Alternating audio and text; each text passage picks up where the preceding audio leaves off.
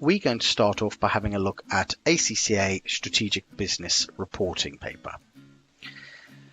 In front of you is an outline of the program structure, as mentioned previously, broken down between 6 to 8 steps. So for the Strategic Business Reporting paper, it's broken down into 8 steps. At the top, you will have a progress checker. So this will identify the progress that you have made throughout this course based on what you check off based on the work that you have conducted. If we then go into the first section, getting started, the mobile app and the exam skills, you have a summary overview video that introduces you to the hub and the functionality, and it also gives you details on how to access the mobile app.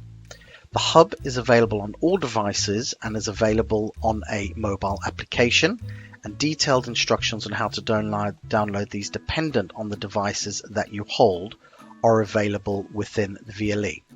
The mobile application allows you to download content within the app. Any further guidance in relation to the paper will also be provided, and any reference resources, i.e. allowable downloads and printable documents, will be available within the introductory tile. If we now have a look at the step requirements, each step, steps 1 through to 8, are designed in exactly the same format. So when we go in, what you will be presented with is a series of lectures covering the knowledge topics, and these will be presented using exactly the same physical materials from BPP that you should have in front of you. They will then be followed by a series of skills checkpoints or further question practice or other questions that you can attempt relevant to those topics covered at this particular stage. Once you have completed step 1 of the program, you're then required to take a test.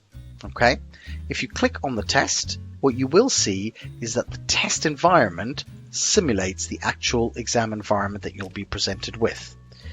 So let's have a look at what the lectures look like.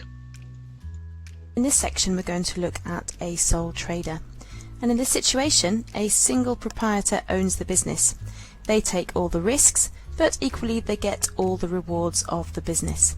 Let's look at some of the features. Firstly, there is no legal distinction between the proprietor and the business. Legally, they are one and the same.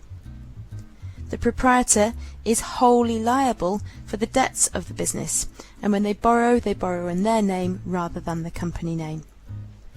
When it comes to financing the business, it's usually a mixture of the owner's capital, which might include retained earnings from the business, some loans, and some short-term credit, and this could be in the form of, for example, an overdraft. In addition to having access to all the recorded lectures and online testing and additional questions presented within the virtual learning environment, the hub, you also have access to other resources. So you'll be given access to the solutions and debrief videos as applicable for the various achievement ladder steps that you have completed. You will also have access to simulated computer-based exam advice as well as the practice software. Within the CBE practice area, you'll be able to practice questions set for homework or that you choose to do in your own time, but within the simulated examination environment.